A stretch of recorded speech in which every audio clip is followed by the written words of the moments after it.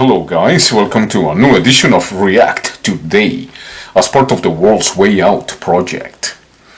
Today we're going to speak a little bit about everything that is important and that is calling the attention of the world around populations. That is Australia, the people that have been affected, especially in Western countries, which are supposed the leaders for the rest of the world, which is not true.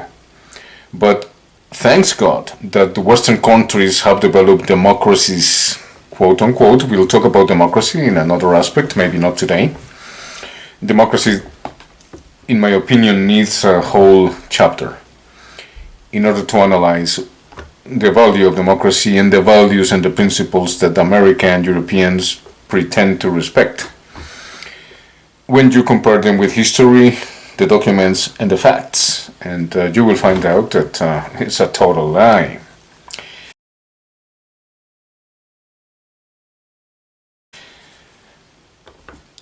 Today we're going to speak a little bit about COVID-19 and some documents that I'm going to try to resume in less than 2 hours. It's very difficult. As you can see, my shows doesn't show up every week.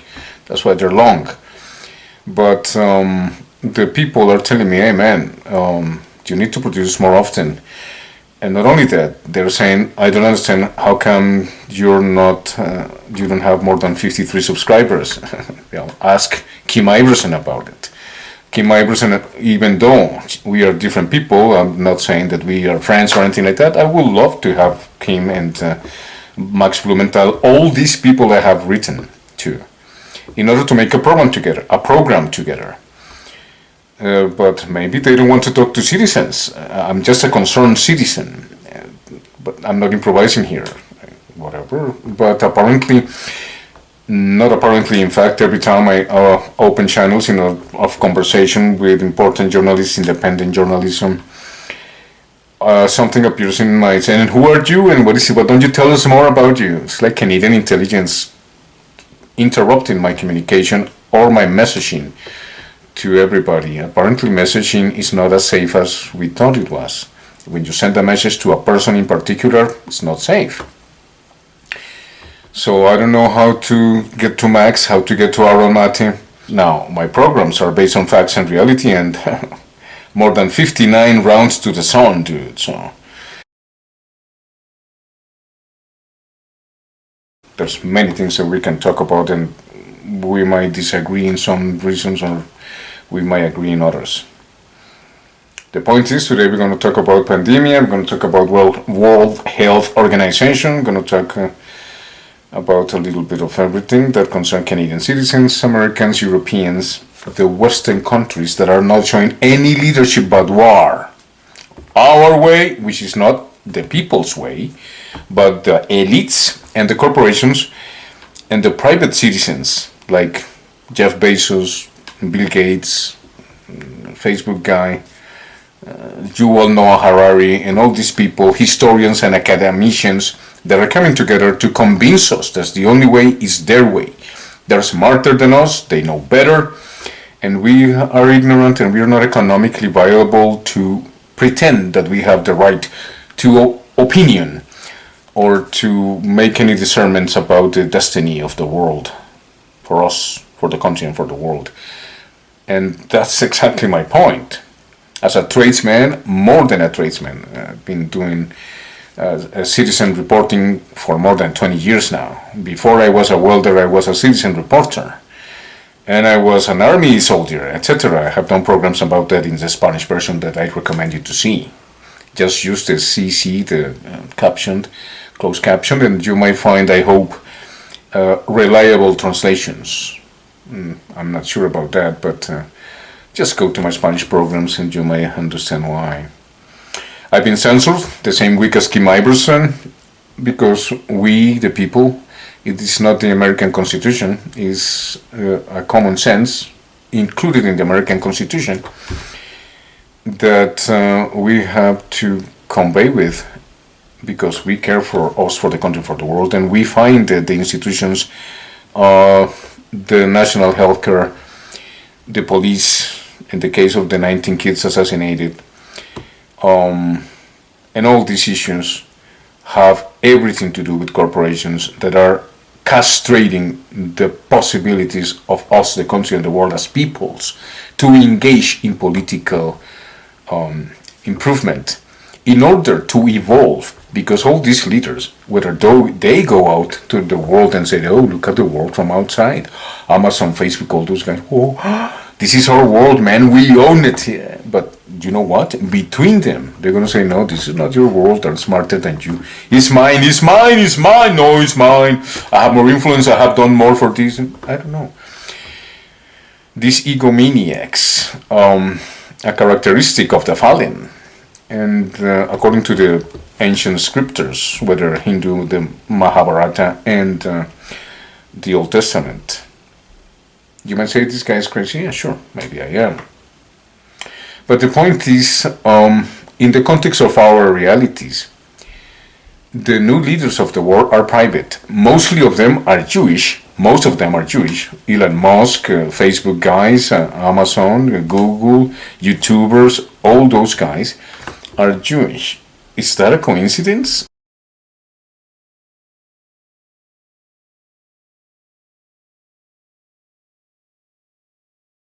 Yeah, I'm just a tradesman, among other things. I'm a writer.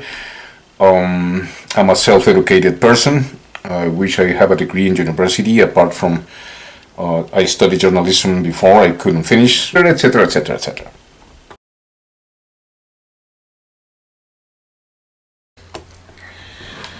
Okay. Many doctors, or a few doctors, have spoken about the issues that I'm going to read. They have been specific in the aspects as doctors, MDs, medical doctors, that they consider very important and that we should consider in order to understand better how come Wuhan Institute of Virology is working on the smallpox vaccine. Why will we have doubts about the Wuhan laboratory, where a few kilometers away from it, the animals were found to have the COVID-19 pandemia, the origins of the pandemia. Now they are in charge, of course, it's not clear with American funding. I understand that according to the document of BMG, read by this doctor, and his points, you should see his video, is the point of view of MD. We should all pay attention to it. That is different than the mainstream propaganda and whatever they tell us we should understand. Every time you try to find information about COVID-19 on YouTube, they always said, ask for COVID-19 information from the healthcare government only. Period. Nobody else can tell you anything else. No opinions are valid. Nobody's welcome except what the COVID-19 government opinion is. Canada, in this case, still has the mandates on, still debating in Parliament. The Liberal Party, which is the one that imposed all these mandates by force and enacting the Emergency Act illegally, still insists on keeping and getting our third vaccine. There's propaganda all the time that it's time for the third doses plus boosters, even though documents shown by many other people has explained that the vaccine, including the CEO of Pfizer, has explained that. We'll get to that point in a few minutes. Explained that the first and second doses are ineffective, if effective at all, in the patients, even though Pfizer and the contracts that we explain in the Spanish version are contracts that are backwards from the population, without popular consent, the people's consent of any country, but contracts that are signed between lawyers of the corporation, in this case Pfizer, and governments, like in this case the presidents, Colombia, Brazil, and other countries in Europe, or East Europe, Lithuania, I believe, that abide to whatever, to the conditions and terms, the terms and conditions of the contract. That is, everything is in favor of Pfizer Corporation no matter what. And if the vaccine doesn't work, which is what the CEO said, and explained, too bad. You already signed the contract, we'll get you no matter what, and you know, don't go to any courts, and you have to go on to United States courts, where there is not going to be a court. In reality, it's an arbitrament session with lawyers and 3 representatives of the company, which represent the private corporations. States, governments, constitutions are not important to the private corporations. They are private. They don't abide by government's laws or anybody else. They have their own ways, and whomever signed contracts with them are liable, literally. That is, they can be sued, and they have to protect the corporation that gave them bad vaccines, half-developed vaccines, or vaccines that doesn't work at all, according to the CEO himself, in order to get the 3rd doses. And they have, because according to Omicron in January this year, the CEO said, regarding Omicron, the vaccine is not useful at all. The COVID-19 vaccine doesn't matter if it's alpha, beta, whatever variant has developed over the last 2.5 years. We already entered the 3rd year, so 2 some years. The World Health Organization has finally cleared the Made in India Covaxin this week. Do you know how long they took to give this clearance to Covaxin? 16 weeks. Do you know which vaccine the WHO cleared first of all? Pfizer. Do you know how long they took for that approval? 6 weeks. So why did Covaxin take 16 weeks? The WHO kept citing trial data. They wanted more, or they weren't convinced. They said their approval process cannot be compromised. They don't cut corners, which is very good because vaccines are a matter of life and death. Now, what if we told you that Pfizer's trials were compromised, that Pfizer's data is not clean? A whistleblower has blown the lid of Pfizer's clinical trials. Others have joined in to corroborate her version. Pfizer has not commented yet. But this is a company that we've been reporting on for a long time now. We've been telling you how it bullies governments to sell its vaccines, the kind of sweeping demands it makes. And I'll come to what the whistleblower has said. But first, let's recap the kind of demands Pfizer makes of governments. It demands sovereign assets as collateral for shots. It demands indemnity, meaning protection against any legal action. It controls donations, meaning even if you pay for the vaccine, Pfizer will decide how and where you can donate it. It even decides delivery dates and when it will be sued, where it will be sued in case something goes wrong. If you buy Pfizer's vaccine, any dispute will be settled in secret arbitration courts, not as per the law of the land. These are the terms that Pfizer sets before governments. And we've told you all of this before. It's shocking. But all of this pales in comparison to what I'm about to share with you tonight. Pfizer's trial data could have been compromised. A former employee involved in the trials has blown the whistle. She says Pfizer trial data was falsified. Serious compromises were made in the process. There were not enough trained vaccinators. Investigators were slow to follow up on adverse events. All of these allegations have been published in the British Medical Journal. And we have a copy of that report. On Gravitas tonight, we'll tell you about these damaging allegations. We begin with the whistleblower, the person who had the courage to speak out about Pfizer's lapses. Her name is Brooke Jackson. She worked with a company called Ventavia. Ventavia is a subcontractor of Pfizer. It is a company that Pfizer hired to conduct the trials, the clinical trials, before a vaccine is approved. Now, Jackson, the whistleblower, was involved in the Pfizer vaccine trial, but she did not last there very long. She was fired within 2 weeks. And she was fired because she complained about the lapses in the trials. What were these lapses?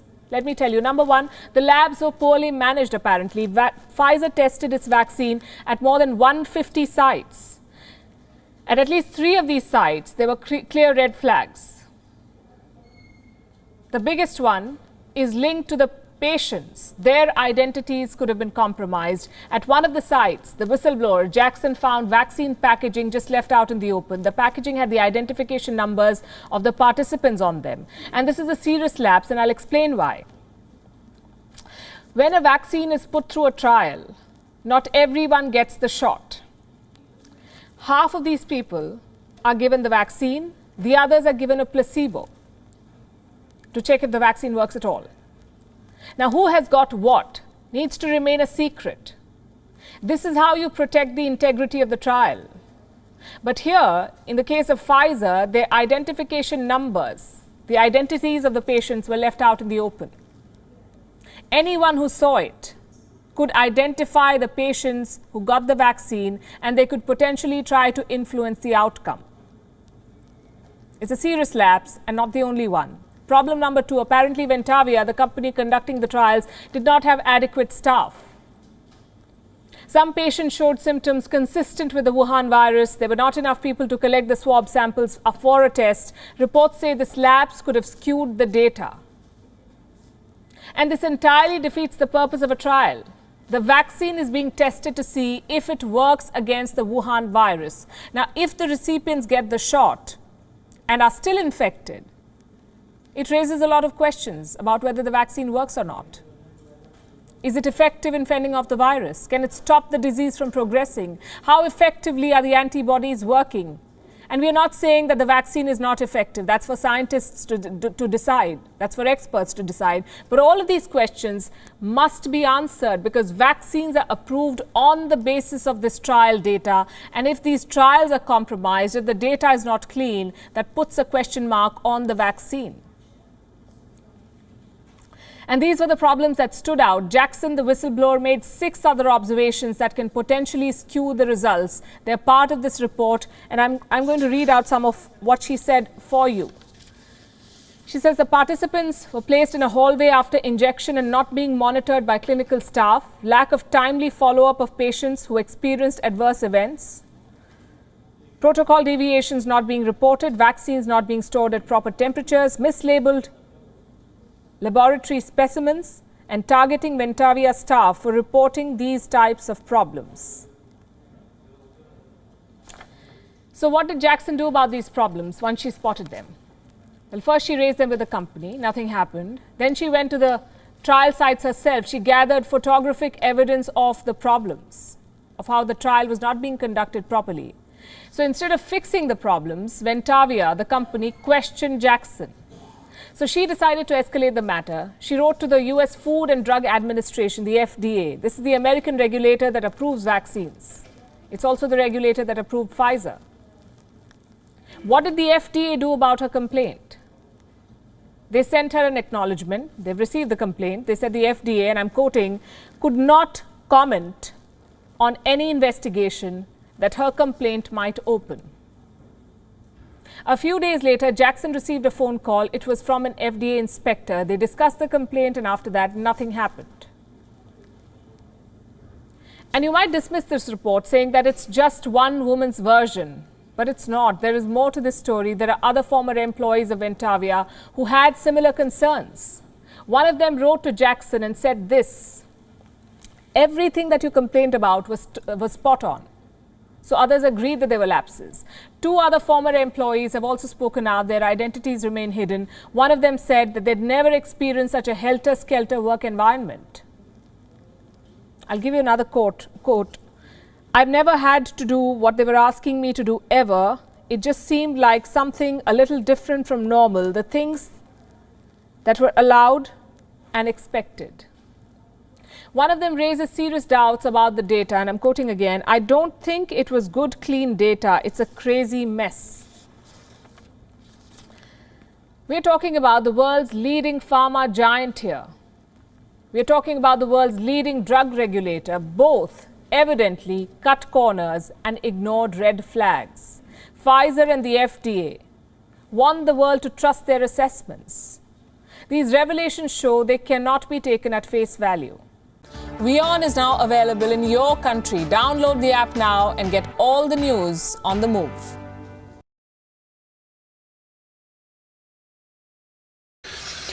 And no, they don't have to answer to any government, etc., not to a citizen.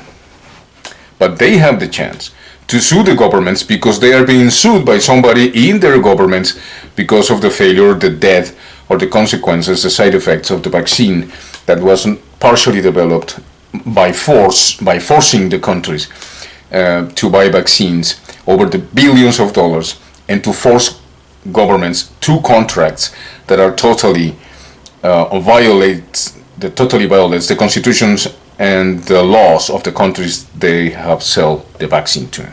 I said again, Brazil, Colombia, Lithuania are some of those countries, the United States, United Kingdom, even though they produce also AstraZeneca, I believe it's UK's production, but even UK, if they sign the contracts with Pfizer will take UK not to trial or any court, will go to UK's courts.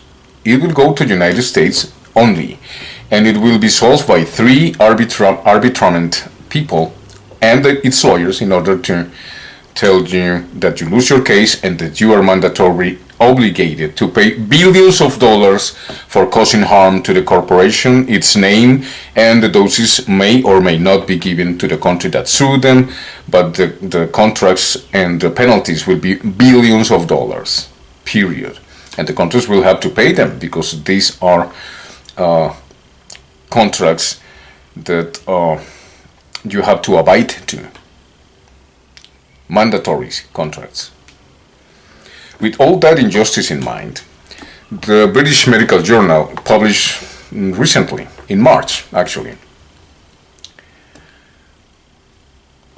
an article that is important among others that you should read, and this I do because of the knowledge we have regarding the pharmaceutical corporations, regarding Monsanto, regarding the private corporations which are not supposed to be corrupted, supposed to do better than everybody else. Governments are the problems, institutions are the problems, academia are the problems, universities are the problems. So let's put money into university pensions, into university academia in order to control research, in order to put their research in favor of our product, and in order to control the thinking and the thought of doctors, biologists, virologists that are going to be formed by this academia and these universities.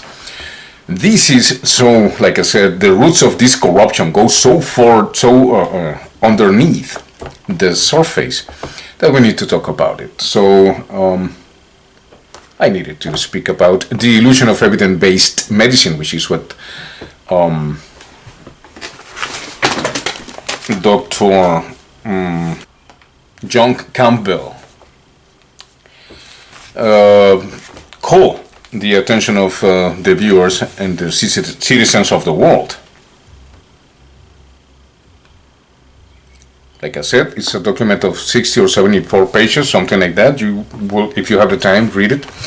But today I'm going to talk about something that I've been talking about for years now, and regarding, for example, the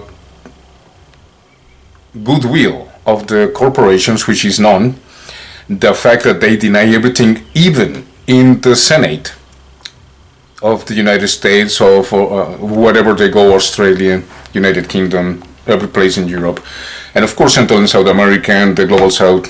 They don't really care about them, and they will not even ask or answer any liability regarding individuals, regarding communities, etc. The whole country, who cares? We live in a different country, your laws don't apply to us, we are a private corporations, we do what we want, and we have the support of and the enforcement of the United States of America. So see, what is it that you're gonna do about it? That's exactly what they do. About Colombia, Brazil, Lithuania already signed this. Okay. This is a report from Public Citizen from October 19, 2021. Report: How Pfizer silences world governments in vaccine negotiations. Contracts show Pfizer controls vaccine donations and delivery schedules, bars governments' public discussions of agreements. Washington, D.C. A new Public Citizen report has revealed the extent to which Pfizer bullies governments in COVID-19 vaccine negotiations, including barring governments from discussing the agreements without Pfizer's approval, retaining unilateral control to make key decisions, and even securing an intellectual property waiver for itself. I quote, "Pfizer is taking advantage of countries' desperation," unquote, said Peter Maberduck, Director of Public Citizen Access to Medicines Program. Quote, Most of us have sacrificed during the pandemic, staying distant to protect family and friends. Pfizer went the other way, using its control of scarce vaccines to win special privileges from people that have little choice, unquote.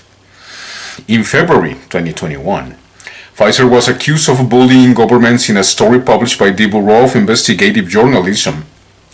Public Citizen has identified several Pfizer contracts, including with Brazil, Colombia, the Ecuador, the European Commission, and the United States, that offer a glimpse into how the world's second largest pharmaceutical corporation has gained the power to throttle supply, shift risk, and maximize profits, all during the worst public health crisis in a century. The report outlines how Pfizer consistently utilizes 6 tactics to leverage power against governments worldwide. First, Pfizer silences governments through the use of non-disclosure provisions in many of its contracts. Brazil, for example, is prohibited from making, I quote, any public announcement concerning the existence or terms, unquote, of the contract, or commenting on its relationship with Pfizer without Pfizer's prior written consent. Second, Pfizer can disallow governments from accepting additional donations of the Pfizer vaccine. Third, Pfizer exempts itself from liability for intellectual property infringements, shifting the financial risk of Pfizer actions to government purchasers, despite Pfizer's opposition to similar exemptions for manufacturers proposed at the World Trade Organization. Pfizer can break all protocols, but it doesn't matter. The other ones who find their own vaccines are breaking Pfizer's protocols, according to the World Trade Organization, the World Trade Organization. Fourth, it gives the power to secret private arbitrators, not public courts, to decide issues on contract disputes. Fifth, Pfizer requires some countries to waive sovereign immunity, so it can go after state assets in case of a dispute. Finally, Pfizer gives itself sole power when it comes to making key decisions, including how vaccine deliveries will be prioritized if there is a supply shortage. I quote, "Behind closed doors, Pfizer wields its power to extract a series of concerning concessions from governments," unquote, said Zain Rizvi, law and policy researcher at the Public Citizens Access to Medicine program and author of the report. I quote, "The global community cannot allow pharmaceutical corporations to keep calling the shots," unquote. Pfizer's dominance over sovereign countries poses fundamental challenges to the global pandemic response. The United States government, and specifically the Biden administration, should use its considerable leverage to call on Pfizer to renegotiate its existing contracts and pursue fairer practices.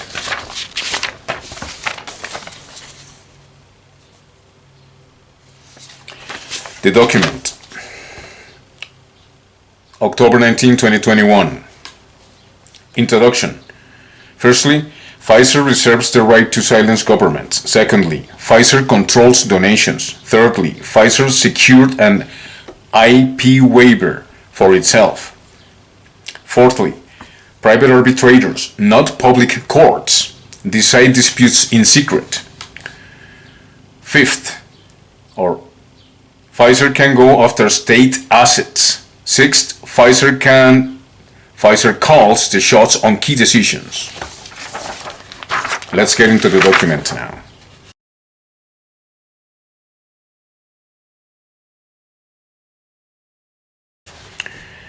In February, Pfizer was accused of bullying governments in COVID vaccine negotiations in a groundbreaking story by the Bureau of Investigative Journalism.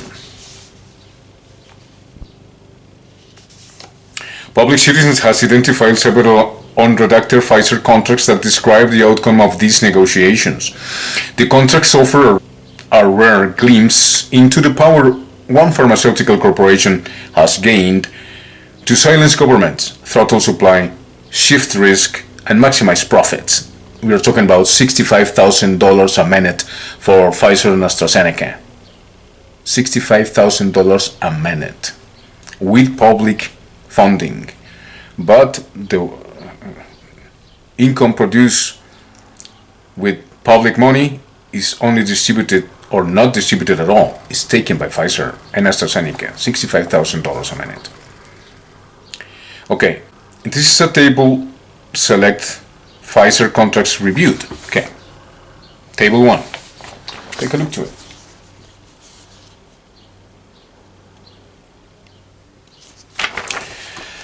In this table, the investigations tells us about the purchaser, the date, the type, the doses, the price per dose, and the total cost. In the case of Albania, for example, the date is a draft, so there's no date specifically. The type of agreement is an agreement. The doses are 500,000 doses for Albania. The price per dose for Albania is $12 each. The total cost is $6 million. In the case of Brazil, signed in 03/15/2021, the agreement is definitive. The type of agreement is definitive. Doses 100 million.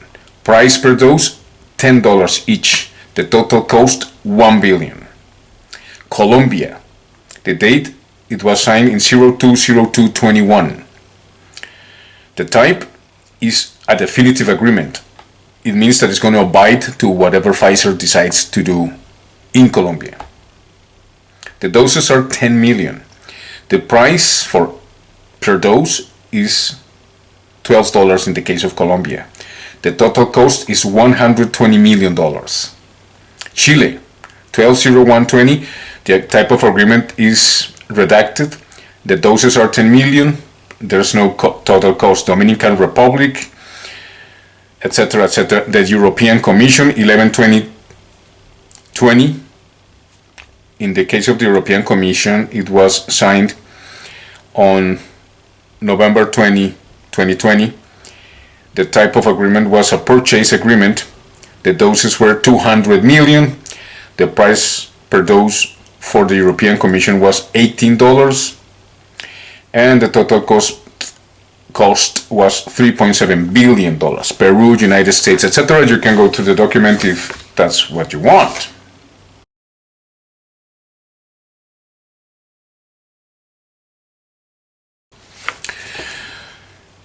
Okay.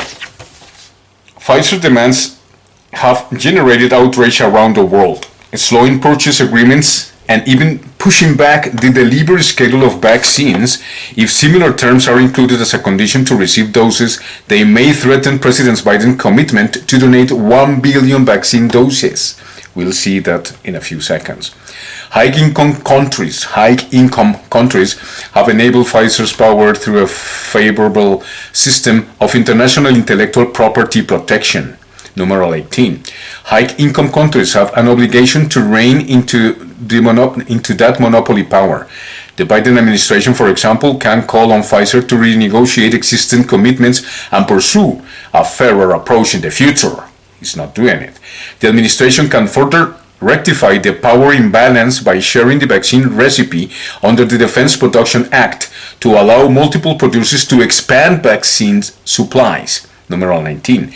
It can also work to rapidly secure a broad waiver of intellectual property rules, TRIPS waiver at the World Trade Organization, which seems to be cooperating, in fact, is cooperating with Pfizer, not with the peoples. The World Trade Organization, which is supposed to secure trades in balance and just treaties. A wartime response against the virus demands nothing less. Okay. First, Pfizer reserves the right to silence governments. We're going to look why. In January, the Brazilian government complained that Pfizer was insisting on contractual terms in negotiations that were, I quote, unfair and abusive, unquote. The government pointed to 5 terms that it found problematic, ranging from a sovereign immunity waiver on public assets to a lack of penalties for Pfizer if deliveries were late. The Bureau of Investigative Journalism soon published a scathing story of Pfizer's vaccine negotiations, numeral 22. Less than 2 months later, the Brazilian government accepted a contract with Pfizer that contains most of the same terms that the government once deemed unfair. Brazil waived sovereign immunity, impose no penalties on Pfizer for late deliveries, agreed to resolve disputes under a secret private arbitration under the laws of New York, and broadly indemnified Pfizer for civil claims. Somebody dies, somebody gets a disease from the vaccine, Brazil waives that. It's not going to accuse anybody that has to do with Pfizer or Pfizer itself from civilian claims. The contract also contains an additional term not included in other Latin American agreements, numeral 25, reviewed by public citizen. The Brazilian government is prohibited from making, I quote, any public announcement concerning the existent subject matter or terms of the agreement, quote unquote, or commenting on its relationship with Pfizer without the prior written consent of the company. Pfizer gained the power to silence Brazil. Brazil is not alone. A similar non-disclosure provision is contained in the Pfizer contract with the European Commission and the United States government, numeral 27. In those cases, however, the obligation applies to both parties. For example, neither Pfizer nor the United States government can make any public announcement concerning the existence, subject matter of terms of this agreement, the transactions contemplated by it, or the relationships within the Pfizer and the government hereunder without the prior written consent of the other.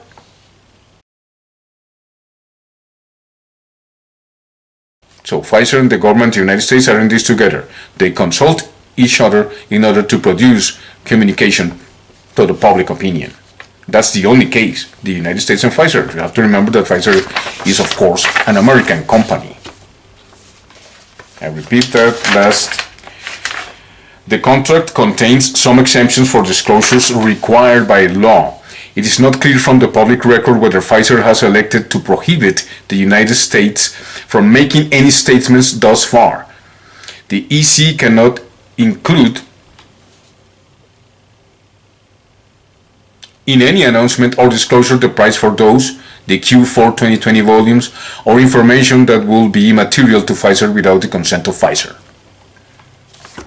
Pfizer has control over American public decisions that has been supported by public money, but the profit goes only to Pfizer. Second, Pfizer controls donations. Pfizer tightly controls supply. The Brazilian government, for example, is restricted from accepting Pfizer vaccine donations from other countries or buying Pfizer vaccines from others without Pfizer's permission, numeral 31. The Brazilian government also is restricted from donating, distributing, exporting, or otherwise transporting the vaccine outside Brazil without Pfizer's permission. The consequences of non-compliance can be severe. If Brazil were to accept donated doses without Pfizer's permission, it will be considered an, I quote, uncurable material breach, unquote, of their agreement, allowing Pfizer to immediately terminate the agreement. Numeral 33. Upon termination, Brazil will be required to pay the full price for any remaining contracted doses. Number 3. The CEO of Pfizer, Albert Bourla, has emerged as a strident defender of intellectual property in the pandemic. He called a voluntary World Health Organization effort to share intellectual property to bolster vaccine production, I quote unquote, nonsense, and I quote unquote, dangerous. He said President Biden's decision to back the TRIPS waiver on intellectual property was so wrong that intellectual property, which is the blood of the private sector, is what brought a solution to this pandemic, and it is not a barrier right now, unquote, claims Bourla. In other words, the private corporations who have the formula for the vaccine based on public money has the right to don't give a shit about it. Okay? Because according to the president of the CEO of Pfizer, is the blood of the private sector, and that is the waiver of intellectual property.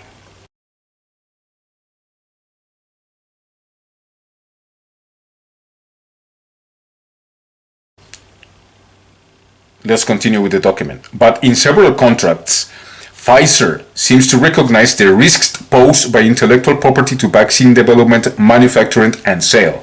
The contracts shift responsibility for any intellectual property infringement that Pfizer might commit to the government purchasers. As a result, under the contract, Pfizer can use anyone's intellectual property it pleases, largely without consequence. That means that Pfizer can break all protocols of intellectual property whenever it feels like. But if other countries find, in the case of Russia and Cuba, formulas to produce their own vaccines, of course, politically, Pfizer has nothing to do with Cuba, nothing to do with Russia, and they don't take this shit whatsoever. But in the case of any other country, they can sue them for infringing Pfizer's formula, even though Pfizer's formula has nothing to do with the invented formulas that other countries, in the case of Central and South America, have invented on their own. But they can use them, Pfizer that is, in order to keep producing vaccines on their favor, profiting from them, and they can accuse Colombia, Chile, Lithuania, Peru, UK, European countries for infringing intellectual property that they have not invented because their vaccines are effective. At least 4 countries are required, and I quote, to indemnify, defend, and hold harmless Pfizer, unquote. So Pfizer is not guilty whatsoever from and against any and all suits, claims, actions, demands, damages, costs, and expenses related to the vaccine intellectual property. For example, if another vaccine maker sued Pfizer for patent infringement in Colombia, the contract requires the Colombian government to foot the bill. At Pfizer's request, Colombia is required to defend the company, i.e., take control of legal proceedings. Pfizer also explicitly says that it does not guarantee that its product does not violate third-party intellectual property or that it needs additional licenses. Not for Pfizer, but they can ask from the World Trade Organization to demand them from any other country, in this case Colombia or whomever, that can invent or produce their own formula. You have to read this twice to understand how illogical this is, how abusive these private corporations and private citizens are doing what they do around the world. Pfizer takes no responsibility in these contracts for its potential infringements of intellectual property.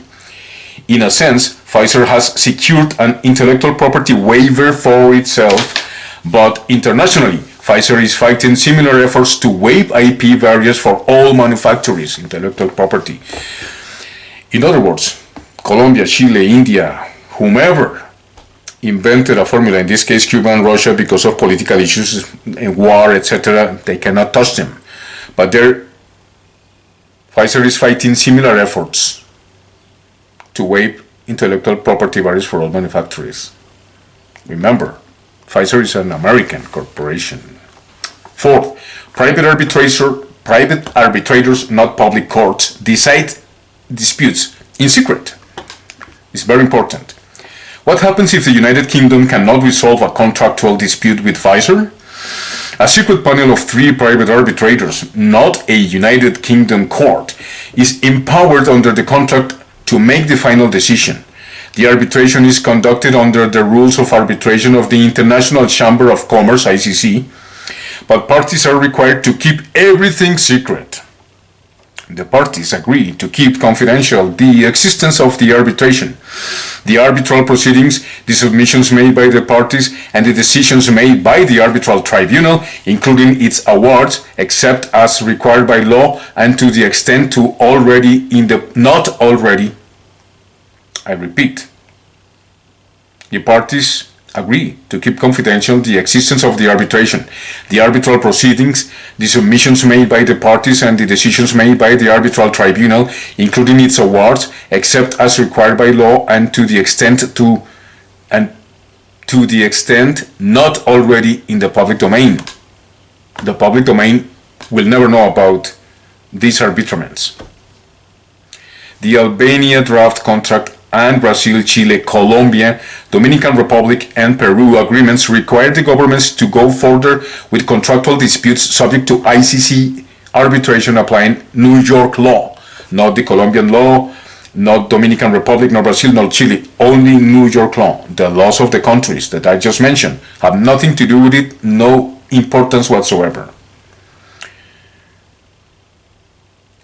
While ICC arbitration, that is International Chamber of Commerce, while ICC arbitration involving states is not uncommon, disputes involving high-income countries and or pharmaceuticals appear to be relatively rare.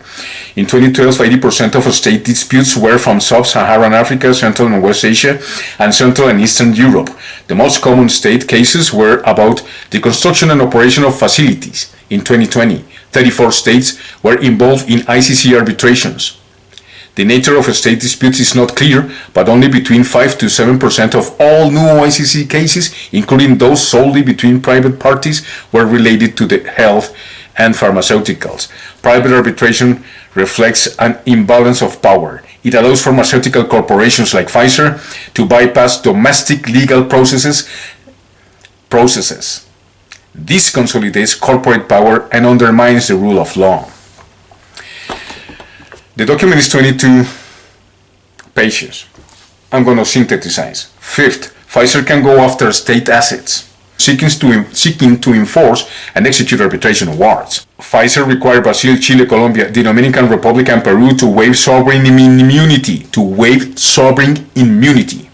In the case of Brazil, Chile, and Colombia, for example, the government, I quote, expressly and irrevocably waives any right of immunity which either it or its assets may have or acquire in the future. In other words, if you break the contract, Pfizer can go to any assets that they have or they may acquire in the future if they break the contract. We'll get to that. To enforce an arbitration award for Brazil, Chile, Colombia, and the Dominican Republic, this includes immunity, quote, immunity against precautionary seizure of any of its assets. Arbitral award enforcement presents complex questions of law that depend on the physical location and type of state asset, but the contract allows Pfizer to request that courts use state assets as a guarantee that Pfizer will be paid an arbitral award and or use the assets to compensate Pfizer if government does not pay. For example, in the United States courts, these assets could include foreign bank accounts, foreign investments, and foreign commercial property, including the assets of state-owned enterprises like airlines, oil companies, it doesn't say here, but of course water sources, water companies, public corporations, etc., that the states own. If they break the contract, Pfizer, according to the New York law, not government law, not whomever bought its vaccine, can go after the assets that are public without people consent. They just do it. They're an American corporation. If we don't like it, sanctions, war, assassinations, you name it. And number 6, and I finish with this. What happens if there are vaccine supply shortages? If the Albania draft contract and the Brazil and Colombia agreement, Pfizer will decide adjustments in the delivery schedule based on principles the corporation will decide. Albania, Brazil, and Colombia, I quote, shall be deemed to agree to any revision, unquote. Some governments have pushed back on Pfizer's unilateral authority for other decisions. In South Africa, Pfizer wanted to have the sole discretion to determine additional terms and guarantees for us to fulfill the indemnity obligations. South Africa deemed this too risky and a potential risk to their assets and fiscus. After delays, Pfizer reportedly conceded to remove this problematic term, but others have not been as successful. As a condition to entering into the agreement, the Colombian government is required to demonstrate in a manner satisfactory to suppliers that suppliers and their affiliates will have adequate protection as determined in suppliers' sole discretion. Emphasis added. From liability claims, Colombia is required to certify Pfizer the value of the contingent obligations, i.e. potential future liability, and to start appropriating funds to cover the contingent obligations according to a contribution program. Pfizer's ability to control key decisions reflects the power imbalance in vaccine negotiations under the vast majority of contracts. Pfizer's interests come first. In other words, in the case of Colombia, is required to certify to Pfizer the value of the contingent obligations, the ones that we mentioned before, that is, calls the shots and key decisions, and can take public property, private property as they wish. And that means water sources, mining projects,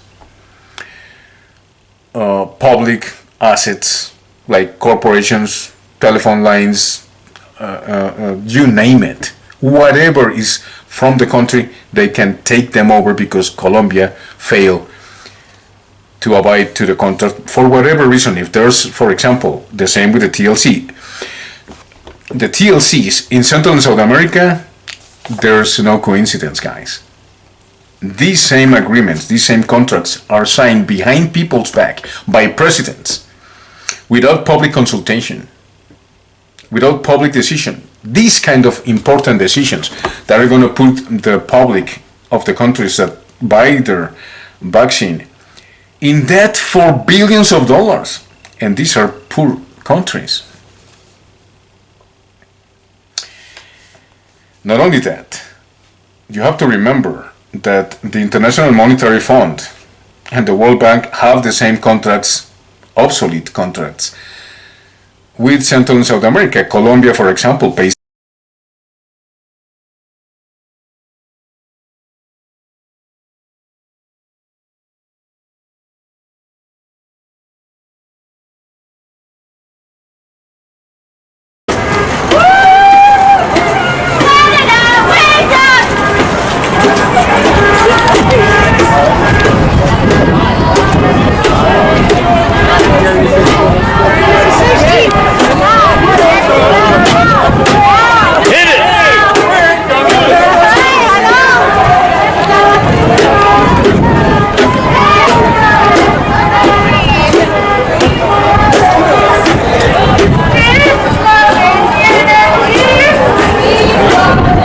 corporations. We who are becoming, like I said, the old guard on this matter, are expecting from the generations to help us spread the news so that people reclaim its rights, their rights, all around the world, especially developed countries, which are supposed to be the heroes for the developing countries.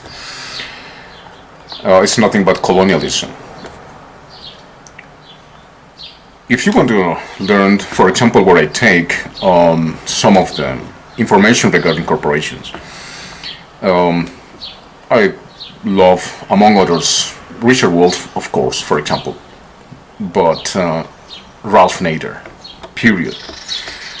Ralph Nader has been candidate for the North American, for the United States of America presidency more than once. Of course, he never won the elections. And he has been an advocate for the consumers. And as you remember, any coincidence or any likeness with the World Trade TLCs, with the TLCs, is not mere coincidence. Just what Pfizer is doing with its contracts, it's what the TLCs are for Central and South America. The United States always oppressing, following the wise advisory, of course, of Henry Kissinger, and many others that have destroyed entire countries in the name of the International Monetary Fund and the World Bank, which are obsolete banking and obsolete measures of colonialism. It's nothing else. And if we don't like it, they invade, they destroy, and they make sure that after they have destroyed, because that is the thing with the banks. The thing with the banks is that they love wars, because wars is not that they facilitate missile transactions between countries only in secret, but that once the country is being destroyed, they come in as the saviors and say, okay, we're going to generate a lot of work for the peoples there and all that stuff. And they, like John Perkins explaining in his book Confessions of an Economic Hitman, they come for the they count for the pound of flesh, which is to put in debt the country. The case of Ukraine, for example, $57 billion. That money is not going to go to them. That money is going to stay in the New York banks, in the United States, Delaware, whatever banks. But they're going to be billed because they authorized the $52 billion in help for Ukraine, apart from the $750 million that have been immediately released in order to support weaponry and artillery in order to attack Russia within the 50 or 100 kilometers distance that can reach from the west to the Donbass region. We can talk about that for long hours. So, these artillery are obsolete too. What they're selling the Ukrainian people are weapons that generally their GPS don't work, and they have a lot of issues that are not going to be as effective as the mainstream media said or tell us. The things with corporations. Ralph Nader. We should hear this because we old fellas, we who are in the 50s or 50s and 60s, understand that he's right. Take a look to this one.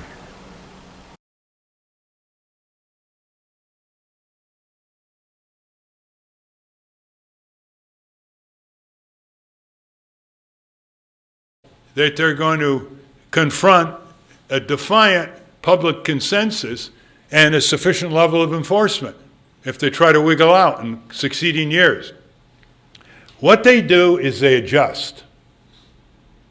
Corporations have very few convictions. They're expedient. They're opportunistic. Now, you want to do fundamental things that are easy to do, that no one can really stop you. And most of the things in building a strong democracy get you halfway there. Half a democracy showing up, let's face it. How many of you have tried, and you wouldn't be here if you weren't reasonably active, have tried to get people out to a march, a demonstration, a lecture, a town meeting, whatever you call it here in Canada, and you're not trying to persuade them about something they don't believe in. You have a call list where there are people who agree with you. And they have 100 excuses. I got to do this and I got to take that. And you don't have time for democracy. You're going to be busier than ever on other things that you don't like to do. Misery, anxiety, poverty, deprivation, make work are the consequences of injustice, and worse. And if you don't develop a sense of injustice at a young age, you will not have a cultivated sense of justice. And if you don't have a cultivated sense of justice, you cannot build a democratic society. And so all these children are being robotized into amorality at best, and indifference in the face of raw brutality and coarseness at worst. So how hard is it to turn around? Let's go back to the 1%. Let's say 240,000 adult Canadians distributed all over the ridings decided they were going to change Canada. Okay? How many people you think watch the hockey league, the Cup? You get 130 million Americans watch the Super Bowl. They before, during, and after the Super Bowl, that's about, 1.5 billion hours. There aren't 1.5 billion hours devoted to Congress, which spends 22% of their income, can send their children to war, can allow corporations to take over their lives right down to controlling their privacy, and can wreck the country by what it doesn't do as well as it does do in the tax system and like. There isn't 1.5 billion hours coming in on Congress by informed, determined citizens, coordinated in 10 years.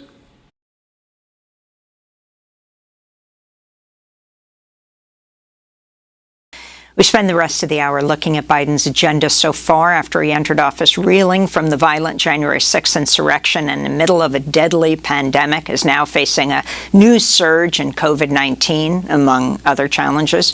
We're joined by two guests, Ralph Nader, longtime consumer advocate, corporate critic, four-time presidential candidate. He's the author of many books, including Breaking Through Power, It's Easier Than We Think.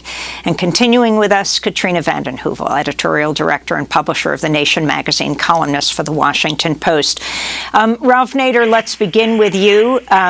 If you can respond to what we just heard, to say the least, you're a critic of how Democrats and Republicans deal with elections in this country and what happened yesterday, and then move on to overall what President Biden said yesterday. Well, the 2-hour news conference was deliberate. I think he wanted to show his stamina, and he had a great opportunity to communicate a lot of important things, which he didn't do. By the same token, the media did not make itself proud. It had a very narrow range of questions, and huge areas were never asked. They never asked about climate disruption and the Republican opposition to doing anything about it. They didn't ask about the military budget, where Congress gave Biden $24 billion more than the Pentagon even asked for. They didn't ask about the drain on the Treasury from hundreds of billions of dollars of corporate welfare, which is a kind of corporate socialism. They didn't ask about the corporate crime wave that is ripping off consumers and exploiting labor in this country, and has been reported around the country. And he didn't raise those questions either. They raised the antitrust issue. He raised it properly for meatpacking companies controlling and the pricing of meat products.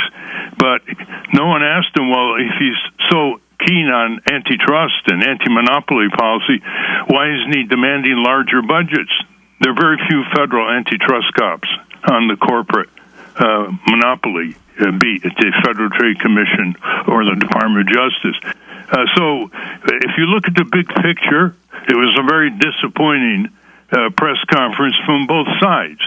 The issues that Biden didn't raise and the ditto head type narrow range of questions from the media. Ralph, one of the issues that Biden did address was, of course, the pandemic. If you could respond to the comments he did make on the pandemic and the fact that, you know, what's happened since last May, the Biden administration supported a waiver of the COVID-19 vaccines, and Public Citizen that has come out with a study showing that within a year, 8 billion doses of an mRNA vaccine could be produced for $23 billion. I mean, what more could the Biden administration be doing? Well, it could be leading an international consortium to spend that modest amount for vaccination throughout the third world. They could be playing much tougher against the drug companies that are being subsidized to levels of profiteering, Pfizer, Moderna, and exerting their patent monopoly rights and blocking wider manufacturing of these medicines. They haven't done that. Let's talk about that, Ralph. I want to talk specifically about this. I mean, Public Citizen is one of the groups that you founded that put out that report. And interestingly, doesn't call the Moderna vaccine the Moderna vaccine. They call it the NIH Moderna vaccine, like you talk about Pfizer BioNTech, because NIH, that is the People's Health Institute of this country, taxpayer funded, had their scientists working on this as well, provided enormous amount of resources. So if you can talk specifically, while President Biden was asked, about providing the vaccines to the world, what he specifically could demand, for example, of Moderna, who got the money at the front end, and Pfizer, that was promised the money at the back end, in terms of sharing the recipe, the formula with factories and manufacturers around the world that are used to producing drugs, but just simply don't have those recipes. Well, the federal government has long had the authority to break these patents in times of emergency, which is clearly the case. He's not doing it. The World Health Organization has authority to do it as well. And as Public Citizen reported, we're talking about $35 billion, which is only a third of Apple Corporation's stock buyback last year, $90 billion. There wouldn't be a vaccine without the National Institutes of Health research over the last 25 years. All the basic research is funded by the taxpayer, and the taxpayer doesn't get much of a return. The taxpayer is basically funding corporate patent monopolies over these drugs, and not just the vaccines here, but a whole range of drugs. The taxpayer is funding all kinds of drug research and development so that the drug companies can export their manufacturing of drugs to China and India. We have a national security problem here. There are no antibiotics manufactured in the U.S. There's no penicillin manufactured in the U.S. It's imported from China and India under very inadequate Food and Drug Administration inspections. So, he should make he made a big deal saying he's not a socialist like Bernie Sanders. He is a corporate socialist completely. He has always in his career, Joe Biden, supported subsidies, handouts, giveaways, bailouts without any challenge. And he's continuing to do that, and the reporters didn't take him to task there. The reporters, either they're not doing their homework or they're full of taboos. I mean, they never raise the corporate supremacy over our country. There isn't a single agency in the federal government that isn't influenced maximally by corporate lobbies, and Congress is sworn by corporate lobbies. You have 500 drug company lobbyists full-time assigned to Congress, and there are 535 members of Congress.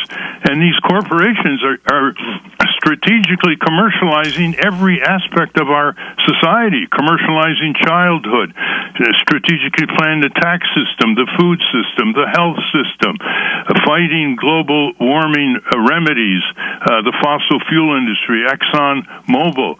They're planning our genetic inheritance. Commercializing childhood should be a left-right issue, conservative issue. The press never asks about it. The self-censorship of the press is overwhelming. That's why we have to have a more independent media.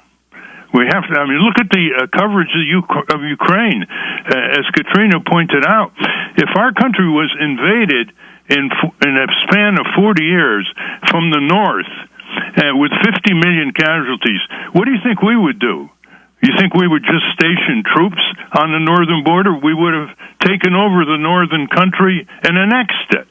And that's why dictator Putin can get away with what he's doing now in terms of public opinion of the impoverished Russian people, is because they remember they have their casualties in their families from the western frontier, started with Napoleon. And here we are expanding a military alliance for arms sales for the military-industrial complex, because, as was pointed out, a condition of joining NATO is to buy the F-16 and other weapons in Eastern European countries. NATO is a military alliance organized against the Soviet Union, and now they're expanding it in Eastern Europe and putting troops there. It's here we go again, a completely preventable conflict. What Putin really wants is Ukraine never to join NATO, no strategic offensive weapons in the Ukraine. He's asking for ending strategic weapons in Europe. That is not going to happen. But the press asks war-inciting questions. NPR, David Sanger asked it. They ask war-inciting questions. It's like Vietnam all over again. It's like Iraq all over again. They don't ask peace-inciting questions about diplomacy. This is a dangerous situation. And the press just isn't doing its job. It isn't just Biden. He can't communicate how the GOP is opposed to everything that's defined as human. You don't make moral appeals to the GOP like Senator Warnock just did. You show that they are opposed to sending $250 and $300 monthly checks to 65 million children, which is stopped now, and the GOP will not expand it. I mean, that's a good political item to communicate to the American people. Those 65 million children come from conservative and liberal families who are both deprived. He doesn't know how to communicate. The GOP knows what it wants. It's messianic. It's fascistic. It's driven. And the communication from the Democrats, from the DNC to the White House is weak. It's anemic. And the public senses that. Well, he doesn't know how to sell his own program. Even though we should take a look to the new generation of leaders, or may I say journalists and responsible people like I am, an activist, a revolutionary. I believe in the revolution of things because of the corporations. So this is a new generation. Speaking briefly, to complement what Ralph Nader just mentioned. I'm Max Blumenthal from thegrayzone.com, and I regret to inform you that I'm a member of the media, the worst profession in the country. Actually, I'm one of the good ones. We'll talk about that in a second. I want to talk about what's been happening in the world for the last 2 years, because for 2 years we have seen one of the biggest grassroots movements unfold before our eyes. The medical freedom movement, which has seen millions of people around the world march against unscientific, anti-worker mandates in their own societies, from the indigenous Bolivians of El Alto, to Moroccans of Casablanca, to Iranians in Tehran, from Beirut to Berlin, to Boston, to Los Angeles. And what is this about? It's about decent working people around the world trying to hold on to their humanity, their basic rights, their bodily autonomy, and their very sanity in the face of a cold and ruthless machine that seeks to reduce every individual to a QR code and condition their participation in society and their very ability to work on their willingness to take an experimental gene therapy. That is unacceptable. And you know what else is unacceptable? Those who try to make this into a right versus left issue. All they're trying to do is confuse, divide, hoodwink, and bamboozle on behalf of the billionaire class that represents the real winners of this pandemic. This is not about left versus right. This is about our economic rights, our human rights, and our constitutional rights. And that's why we're here today. We've watched for the past 2 years as Big Pharma and its oligarchic investors puppeteered our governments, putting the FDA and CDC in its back pocket while turning our politicians into corporate sales reps, guaranteeing Pfizer and Moderna combined profits of $65,000 per minute. Per minute! Using your bodies as profit centers while working class Americans suffered the sharpest increase in poverty in 50 years. We've watched the wealth of the world's 10 richest men double since the lockdown began. We have watched small businesses be destroyed, entire countries plunge deeper into debt, while the most vulnerable youth were deprived of the right to education. And now in New York City, we watch as wealthy and famous celebrities are allowed to work without a mandate, but healthy firefighters, medical workers, and teachers, people doing the most important jobs in this country, are not allowed to work because they disobey the mandate. And we are here to say, let them work! Let them work! Let them work! Let them work! Let them work! Let them work! That's right! Listen to me. Listen to the profit-driven, anti-people system that I'm describing here. I'm sorry, but this is not socialism. This is corporatism. But we live in a corporate state, a ruthless, imperialist corporate state that exists in a permanent state of war and which divides to conquer and which created a false division between the vaccinated and unvaccinated in order to further shatter the solidarity of the 99%.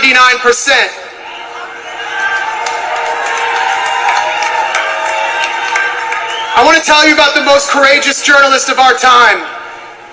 His name is Julian Assange. Make noise for Julian Assange! Free Julian Assange! Julian Assange, before he was a political prisoner, reminded us that every war of our lifetime, from Vietnam to Iraq to the NATO proxy war in Ukraine, has been sold to us with the lies of the corporate media. And this too is true of the war waged on the people of this country under the banner of a pandemic. Today, as we know, Julian Assange sits in a maximum security prison for exposing the lies of the national security state, and they are trying to kill him. And the same corporate apparatus that silenced Assange has set out to censor and smear anyone who has called out the lies that have given rise to a biomedical security state. Under the corporate state, character assassination, censorship, and official silencing is the price of telling the truth, and we understand that at the Gray Zone, and we will never stop telling the truth. And so I'm here on behalf of the part of the media that is still independent, and still disobedient, and still defiant, and still says, F you, we won't do what you told me, to the stenographers and the shills and the war pigs of the corporate state. We will not be silenced, and you will not win. Thank you, LA.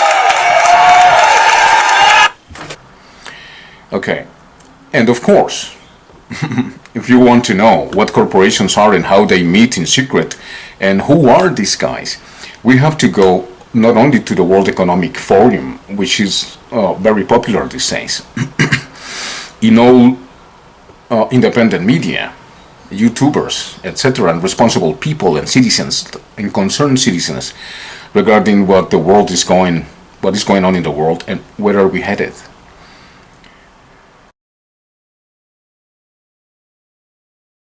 One thing is becoming clear. We've been covering Davos here on the show, and it's that time of year again. It's the first time we've had Davos, the World Economic Forum, where these rich people get together to decide your fate. We haven't had this in a few years, so it's face-to-face, right? Yeah. And they're not going to do this thing virtually because they want to be able to go to Switzerland and spend ridiculous amounts of money on food and rub elbows with the elite. But one thing that is becoming clear this year at Davos, maybe more than any other, is that they really, really, really want to control your life.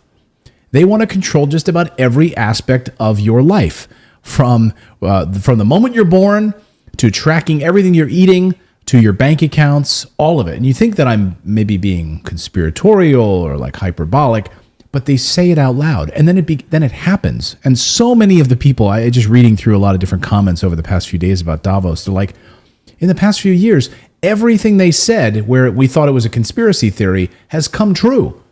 It's all happened.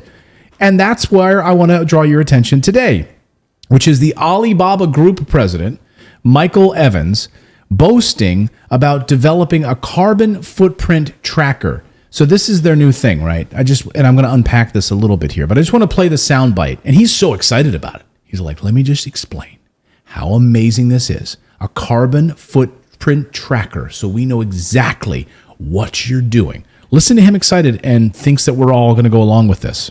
We're developing, through technology, an ability for consumers to measure their own carbon footprint. What does that mean? Well, that's where are they traveling? How are they traveling? What are they eating? What are they consuming on the platform? So, individual carbon footprint tracker. Stay tuned. We don't have it operational yet, but this is something that we're working on. We're developing. Watch this. I love it. Through tech. Hold on. Come with spoiler warnings from now on. Here's one woman who says, My bank is already doing this calculation for me. If you pay with credit card or Swift, they know exactly how much you use.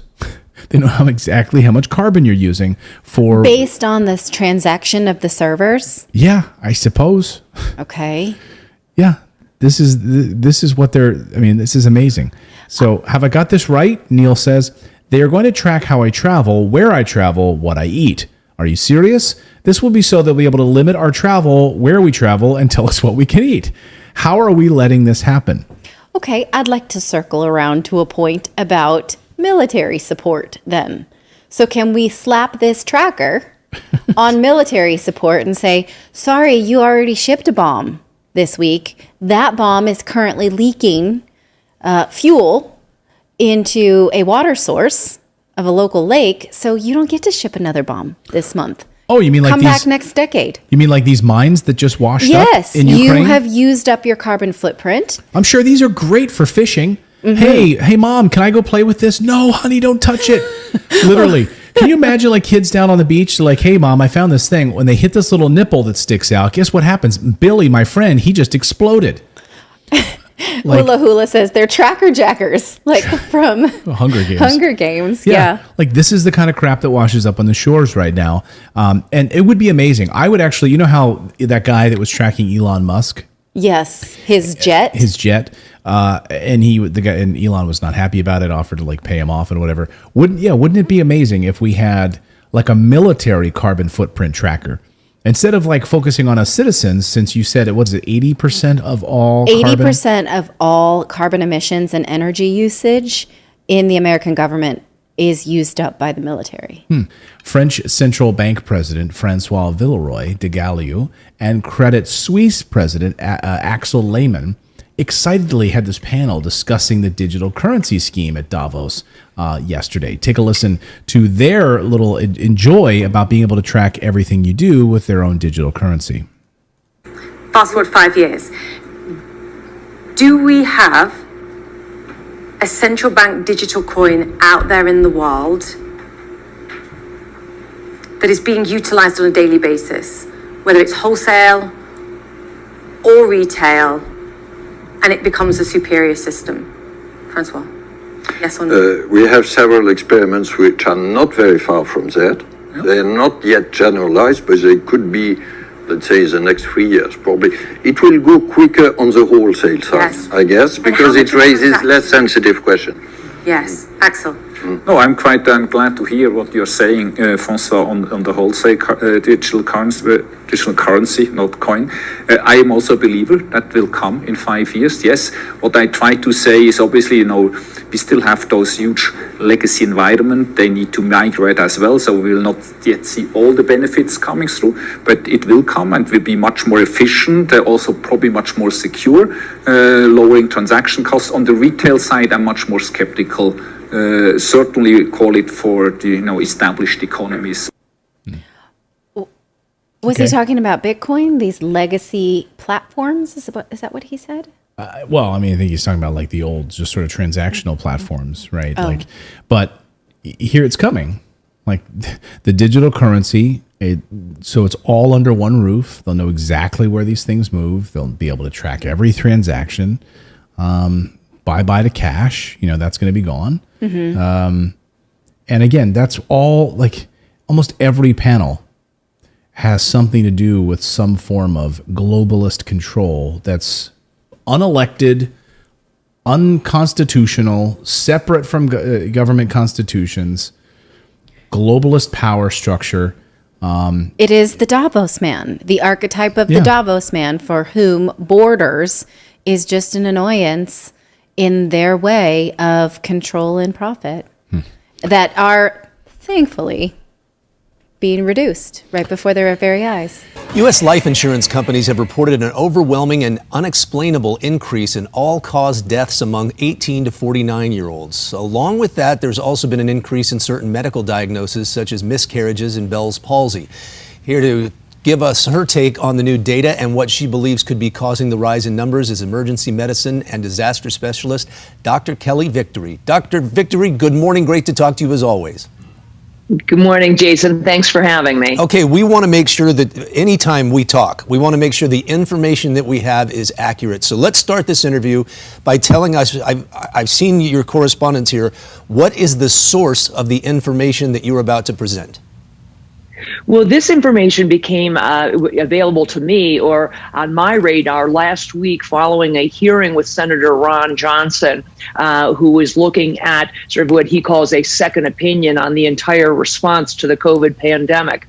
The medical data was released by 3 career military physicians who got the information from the military database that collects what we call ICD codes, which are the diagnosis codes. And these physicians had a feeling, they believed based on their own observation, that they were seeing a significant uptick in certain conditions. So they actually went back and culled the database from the military on certain conditions over a 5-year period from 2016 through 2020, notably containing 1 year, 2020, of the full-blown pandemic. So they looked at 2016, 17, 18, 19, and 20 at the prevalence of certain conditions, including things like heart attack, blood clots to the lung, miscarriages, those sorts of things, and they compared it to the incidence of those same things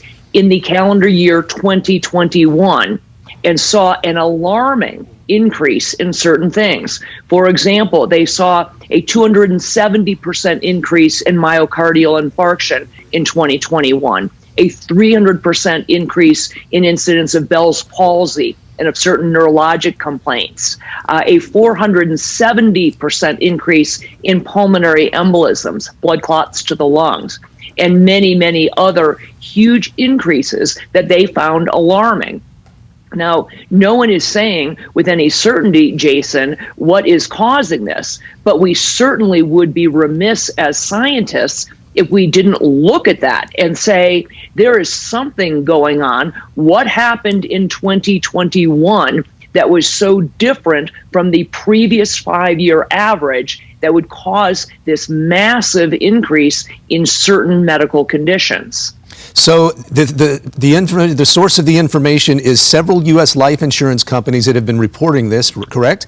And these 3 career physicians that you referred to. Well, yes, they are separate groups of data, Jason. The previous study from the U.S. life insurance companies, many of them were reporting a 40% increase in deaths from all causes in the 18 to 49-year-old group. They know that because these are life insurance companies that provide group life insurance policies to employers. So these are working age individuals with a 40% increase in all-cause deaths.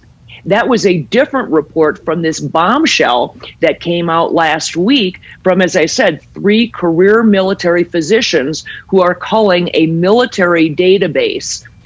So they are 2 groups of data that show, again, an alarm that something is going on. And the question is what? What has changed in calendar year 2021 that is causing, number one, an increase in all-cause deaths, as reported by the life insurance companies, and an increase in certain medical conditions, such as heart attacks, blood clots to the lungs, congenital malformations of children born that year, female infertility, and those sorts of things. Did these 3 career military physicians offer any type of speculation? They did not, but they did not do this anonymously.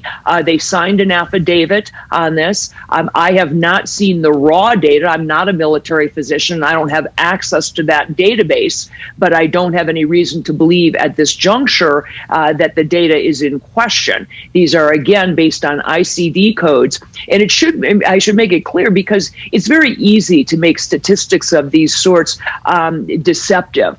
So when I say that there's a 300% increase, for example, in cancers, is what they found. This wasn't an increase from 1 case to 4 cases. In the case of cancer, for example, it was an increase from an average, a 5-year average of 38,000 cases per year to almost 120 120,000 cases in calendar year 2021. And actually, it wasn't even a full year. It was more like 11 months worth of data. And it was almost up to 120,000 cases of cancer. So the question is, what would cause that? Obviously, there's some conjecture amongst people that it could be the COVID vaccines. That is yet to be proven. But again, we would be remiss if we said that we couldn't consider that. Maybe it's climate change. I don't know. But I sure as heck do know that we better be paying attention to it. Because real science, Jason, real science requires us to be intellectually curious. It requires us to ask the uncomfortable question and to look at data, even if that data makes us question previously held convictions. And so if we aren't able to look at this data, if we are silenced and shut down, and I can tell you, I posted a tweet about it yesterday after the data became clear to me that there was something going on. I simply posted as, wow, what's going on here? And the amount of vitriol that single tweet generated was really quite stunning. The number of people who tweeted back that I should lose my medical license, that I should be kicked off Twitter, that I should be reported to the authorities is really alarming. The idea that people are so fearful of looking at actual data and asking the question, what is going on, is really a dangerous place for us. Do you expect this information to be presented to the CDC? I certainly hope so. The CDC and the FDA should be all over this. That's their job. But instead, the idea that they are trying to silence people, the 3 military physicians who made it, who released it, have been termed whistleblowers.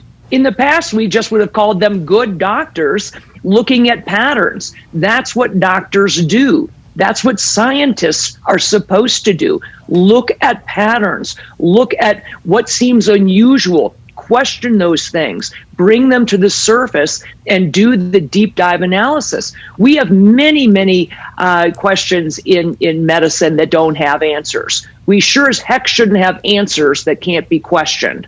And if the problem turns out to be these vaccines, and they certainly should be looking at it, that it is certainly one thing of perhaps many that changed in 2021 that could be responsible for some portion, if not all, of these increases in various medical conditions. And it deserves to be fully exposed and to be examined very, very carefully. Okay. Dr. Kelly, Victory, appreciate it. It's going to be interesting to see where this goes. Appreciate it. Thanks very much for having me, Jason. Have a great weekend. They have covered the World Economic Forum. Rebel News have made amazing cover, at least for 10 minutes or 15 minutes, interviewing some of the members in the table in the World Economic Forum. But let's hear from somebody that is an important journalist, a person who got banned by YouTube the same week I did. And that is important for us to understand what the Bilderberg Group is doing right now. If you don't know what the Bilderberg Group is, you can just watch this document. And when you hear this document, you can read what it says according to Encyclopedia Britannica. Let her, this beautiful Kim, tell us what the Bilderberg Group is. This is very serious, even though I like her very much. She's a beautiful girl. Let's let beautiful Kim Iverson explain to us what the Bilderberg Group is. Kim, what's on your radar? Well, the Bilderberg meetings held this past weekend at the Mandarin Oriental in Washington, D.C. convened again for the first time after a 2-year pandemic hiatus. About 120 of the West's most powerful people, including heads of NATO, CIA, and NSA, prime ministers of nations, big tech executives, and vaccine makers, gathered together to discuss the world's problems, mostly focusing on war and foreign policy. You've probably never heard of these meetings. Most people haven't, and that's no surprise. The meetings are conducted in secret without any press. In fact, the organizers are proud of the secrecy. On their website, they state, The meetings are held under the Chatham House rule, which states that participants are free to use the information received, but neither the identity nor the affiliation of the speakers nor of any other participant may be revealed. Thanks to the private nature of the meeting, the participants take part as individuals rather than in any official capacity, and hence are not bound by the conventions of their office or by pre-agreed positions.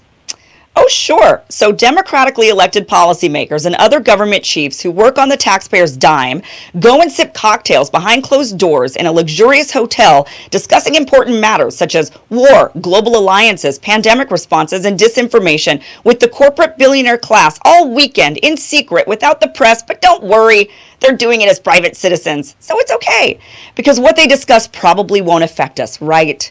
They actually completely blocked off the Mandarin Oriental for these meetings. Here's independent journalist Josh Friedman reporting from the location.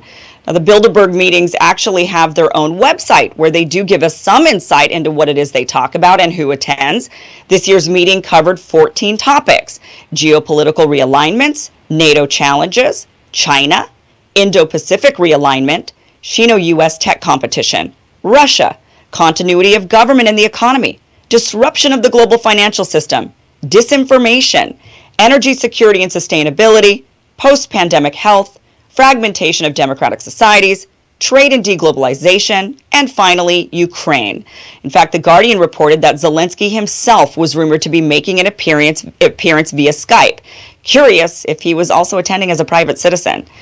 People on the published list of participants, including wealthy investors and bankers like Peter Thiel from Thiel Capital and executives from Deutsche Bank and Goldman Sachs.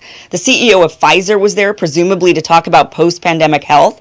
The list includes many from the artificial intelligence space, such as executives from Facebook and DeepMind, as well as the former head of Google, oil and gas executives from Shell and Naftogaz, Ukraine's largest oil and gas company.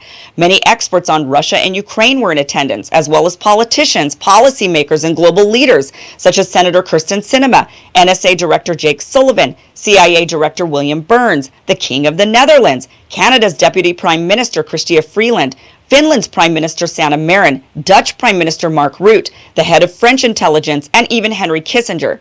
This year's meeting was led by the Secretary General of NATO, Jens Stoltenberg. But again, they insist there is nothing of public importance going on at this meeting. It's just private citizens getting together in a blockaded hotel, chit-chatting about global matters like war and pandemics, nothing of consequence that we should be concerned about. So there's no need for any reporting or transcripts. The few reporters who attempted to gain access, reporters such as Max Blumenthal, Josh Friedman, Frank Analysis, Luke Rudowski, were denied, and actually the location of the meetings themselves were never announced and remained secret. It was reporter Josh Friedman who was able to figure out where the meetings were even happening. As much as the organizers want to claim all of these powerful people who have the ability to march us into wars, shut down entire nations during a pandemic, and spend endless amount of taxpayer money on things like weapons of mass destruction, are just operating as private citizens, we all know better. These people are not getting together to mingle. Even though nothing official comes from these meetings, no votes, no resolutions or policy statements, there absolutely are ideas being exchanged and decisions being made. The question is, aren't we the people entitled to a reading of the minutes? So what do you think, Olaimi and Robbie? Do you think we should be knowing what is going on behind these closed doors, who's in attendance, what they talk about? Shouldn't there be transcripts, reporters in these meetings with these very powerful people? Or is it fine that they're just private citizens getting together, chit-chatting about war? No, it's not fine at all. I think we absolutely are entitled. Like that many politicians, different countries. There's no way. It's not chit chat. It can't be something. Listen, I don't believe in secrecy anywhere but attorney-client privilege. When it comes to our lawmakers and the people who are responsible for us and make these decisions over our lives, especially at a time like this, we should know everything they're discussing, who they're discussing it with, and why. Right. How about more privacy for genuine private citizens? We need privacy from these people. These are the spy masters. Absolutely. These are the people. These are the people watching us at all times.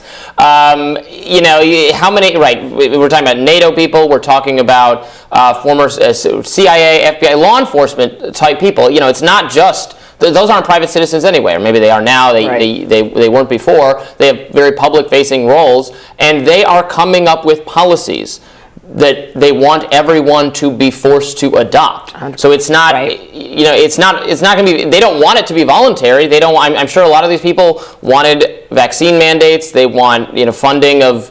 They want weapons sent various places. They want interventions. They want all kinds of things.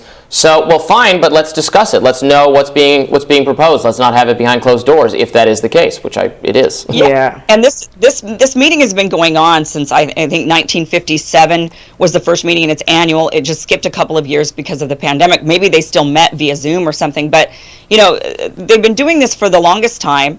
And the fact that it isn't being reported on because reporters can't get to it, and the fact that that's not even being reported on by the mainstream media. I mean, you have prime ministers showing up to this thing, and like you mentioned, spy masters. You have the head of the CIA, the head of French intelligence, which is their CIA or their MI6. So that it's crazy that all of these people are getting together. Then you have not only just policymakers, but they're mixed in with the billionaire corporate class. So you have the heads of corporations that are absolutely no doubt there trying to encourage these world leaders into policies that are going to line their pocketbooks, of course. So you've got the CEO of Pfizer there saying, hey, we need to buy more. You guys need to buy more vaccines. It's a national security. You of course have guys from the spy. There's a lot of artificial intelligence. This should be very kind of frightening for people. A lot of artificial intelligence people there that are looking for ways to spy on us to prevent disinformation, right? And you've got others. So all of these industries, weapons people, artificial intelligence, vaccine, all of these different groups, what are those CEOs there for? What are those board members or chairman of the boards? What are they there for? They're there to get money. That's what they're there for, to influence policy. So we've been putting up with this for a really long time. There's not a lot of light shed on this. Anybody who then talks about it is called a conspiracy theorist. But it's like, look, these guys are not helping with they say, oh, it's just a conspiracy theory. But if you're going to hold a meeting behind closed doors, you're going to blockade it off, you're not going to let anybody report on it, what else, what do you think that is? I mean, that sounds... The way I see it is, in our current world, like, nothing is secret, right? There is no privacy. You know what's happening almost everywhere. So the ability for this many important people to be in a place and we not hear about it, because I didn't know about it. This sounds like an episode of Billions, and that in and of itself tells me it's untoward. Right. So the fact that the fact that they are even able to successfully go to whatever lengths, and there must be links to keep this completely private from us. Yeah. There's a reason. There's definitely things being discussed you don't want us to know about, hear about, or even get an indication that there might be happening. So that tells me everything I need to know that we should be privy to it. Because at the end of the day, we elect government officials. We have these people in power because they're supposed to serve us, right? We put them in the place. We want to know what they're doing. We want to have approval in it. We want to have a say in it. So instead of giving us access to it, we have no knowledge of it. Reporters can't go there, but you have billionaires there, and the billionaires are getting to discuss what you're going to do and what you might do. That is definitely a problem. Well, and then this whole notion that they could separate and suddenly be private citizens. You've got all these, okay, that's one thing if it's like a birthday party that they're going to for their niece or nephew, but it's another thing if it's a bunch of powerful people in these positions of decision making, and then they're just saying, oh, but don't worry about it. They're operating right now. Yeah, this is just these are just private people. They're nobody, I mean, insane, totally insane. But, I wish I could tell you more about what happened at these meetings. I don't know. You watch Billions. Get in. We don't know. I'm sure we'll know.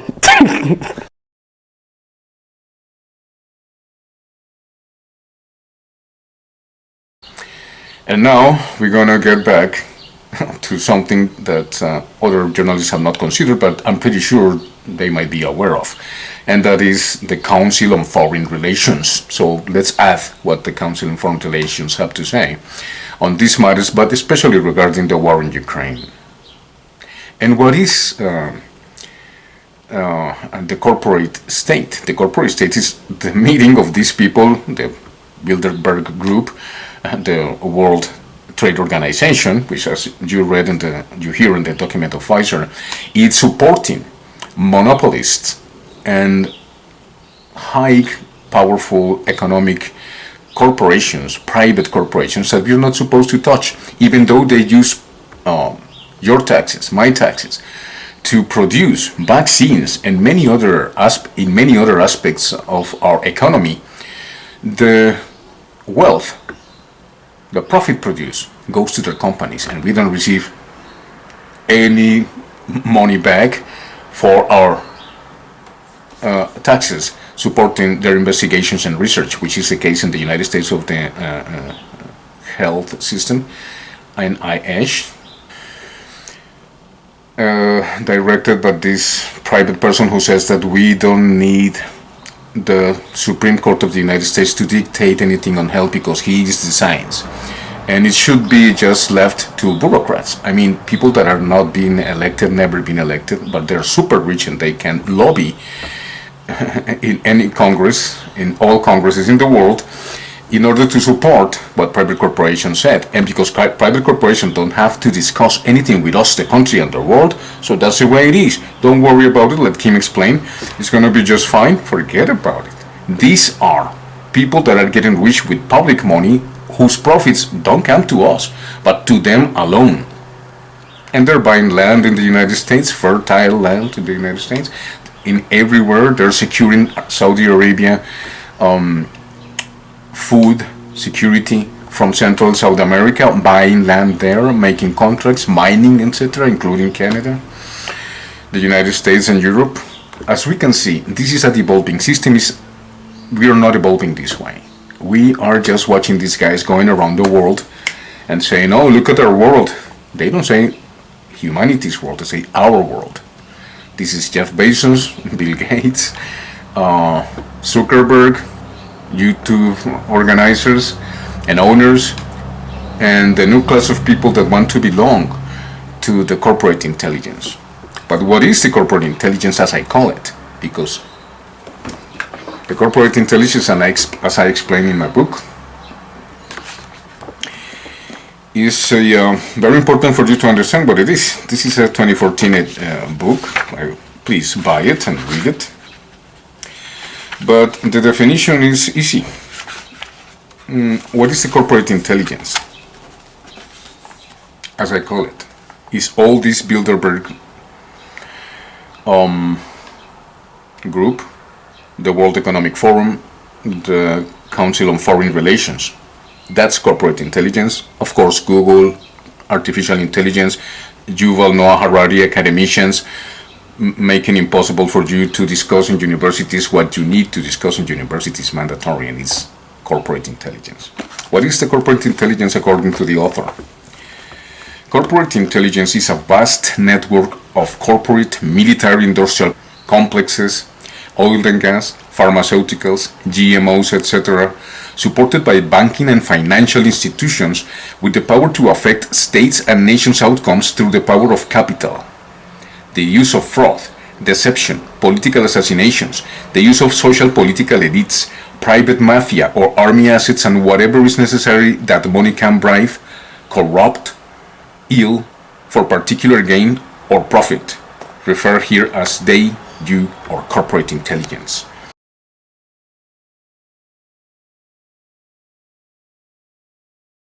Hey guys, I know it's been a long program. My programs are long, that's why I don't produce every week.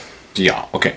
It is important for us, for the country and the world, to know what important documents tell us about what's going on to the pandemic, with the pandemic. So we're going to go to a document by the BMJ, and that is the British Medical Journal. The Illusion of Evidence-Based Medicine. It was mentioned by John Campbell, Dr. John Campbell, and that's why I'm reading it to you. The British Medical Journal 2022, published on March 16, 2022, by John Giuridini, Research Leader, Lemon B. McHenry, Professor Emeritus. So it's not misinformation or disinformation or blah blah information. It is British Medical Journal that Mr. Justin Trudeau and Chrystia Freeland should take on account. But after you have seen before, we're going to explain why their interests are not the people's interests. Evidence-based medicine has been corrupted by corporate interests, failed regulation, and commercialization of academia, argue these authors. The advent of evidence-based medicine was a paradigm shift intended to provide a solid scientific foundation for medicine. The validity of this new paradigm, however, depends on reliable data from clinical trials, most of which are conducted by pharmaceutical industry and reported in the names of senior academics. The release into the public domain of previously confidential pharmaceutical industry documents has given the medical community valuable insight into the degree to which industry-sponsored clinical trials are misrepresented. 1234. Until this problem is corrected, evidence-based medicine will remain an illusion. That's what Prime Ministers of New Zealand, Canada, Australia are following.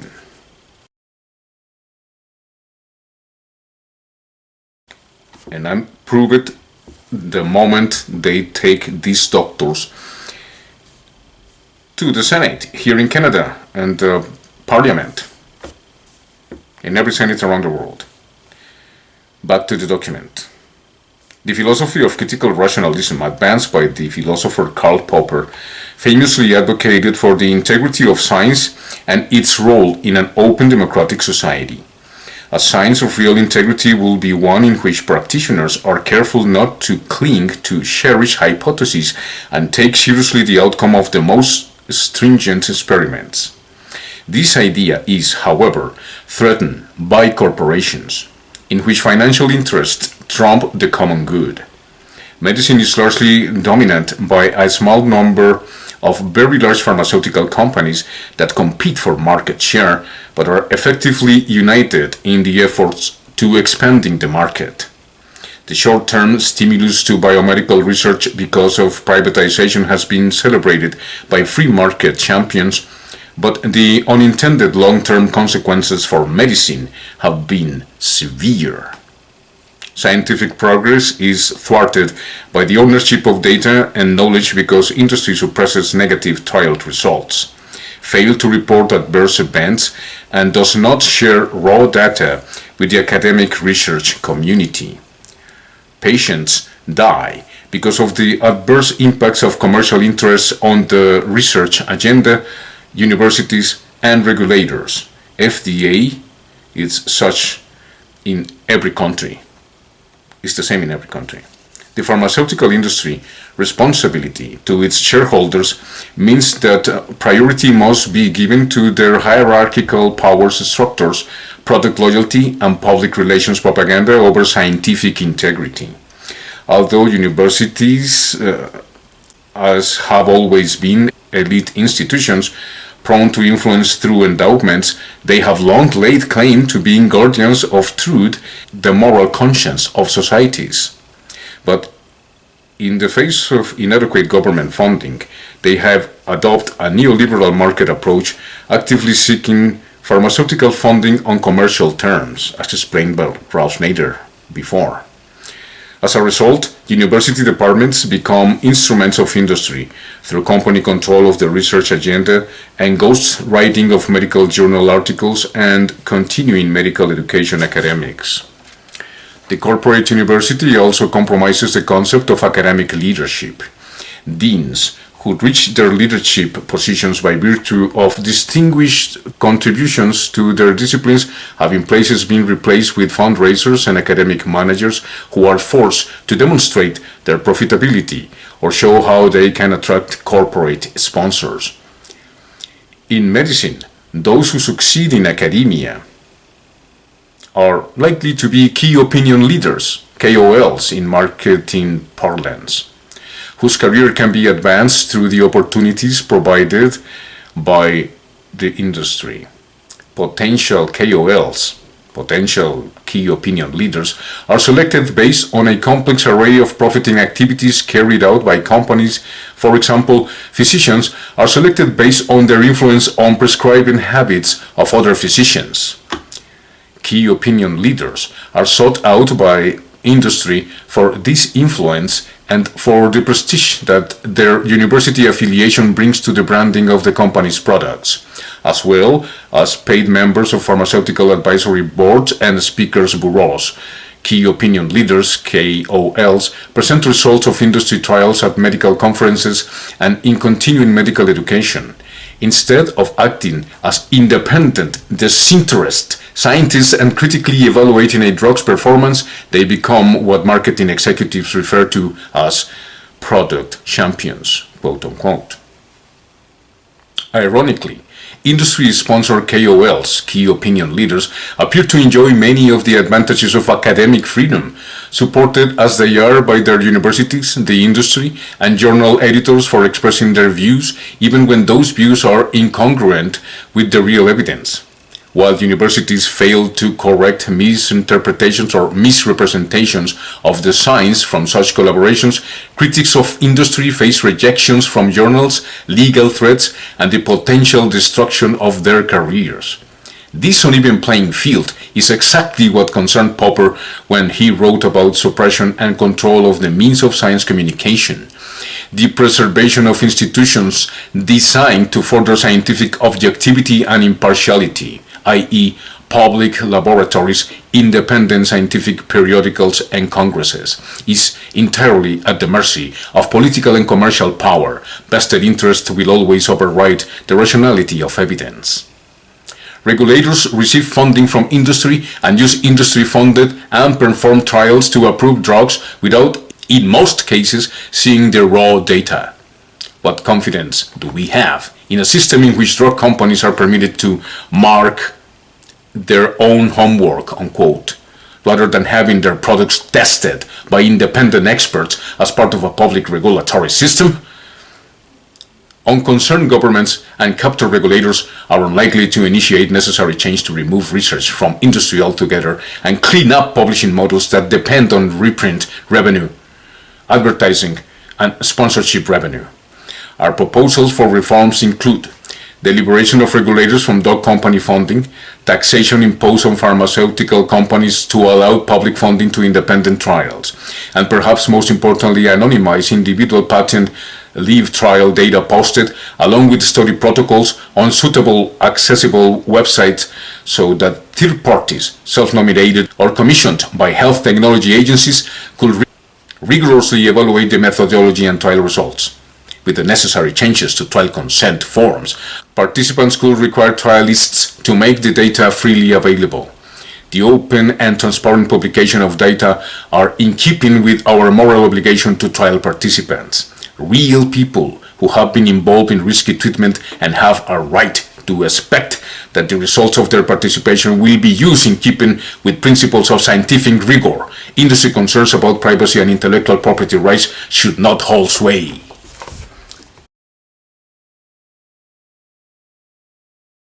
And I agree with that. Patients are used, maybe they're giving $1,000 a week or whatever, compared to the billions of dollars that AstraZeneca, Moderna, Pfizer are making. $65,000 a minute. In the case of Pfizer and AstraZeneca or Moderna. Why do I say that?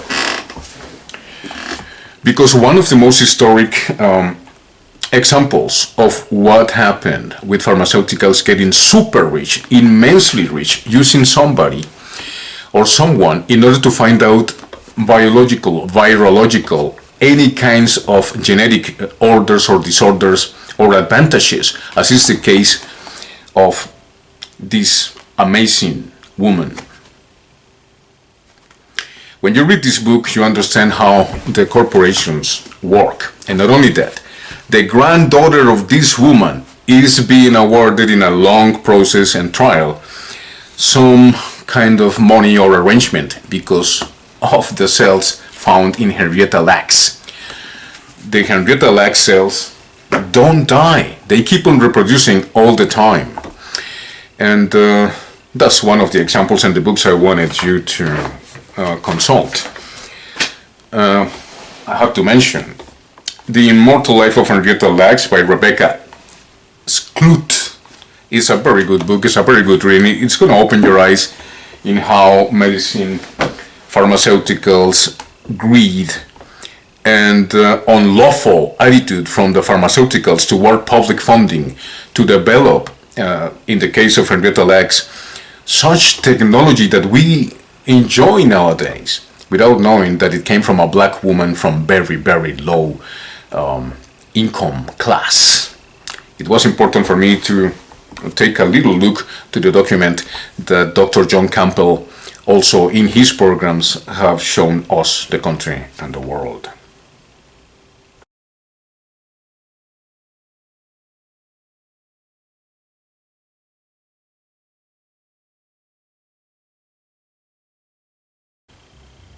the illusion of evidence-based medicine is not the same as the Dr. Campbell's read. This is a shorter one, but it's something that is also important, because if you're going through life thinking that the enemy is the institutions that are supposed and created to protect you in the social contract, which is, of course, related to the Carta Magna since the 12th century or 13th century, when it was created, in order to understand that people's and human rights are a concern of governments or kingdoms in this case. When the Carta Magna was developed, is being violated 100%. The constitutions don't work for them any longer, and the dream of this marriage between Ronald Reagan and Margaret Thatcher is perfect for the corporations, whether in medical issues, pharmaceuticals, Monsanto, you name it, and of course technology and artificial intelligence.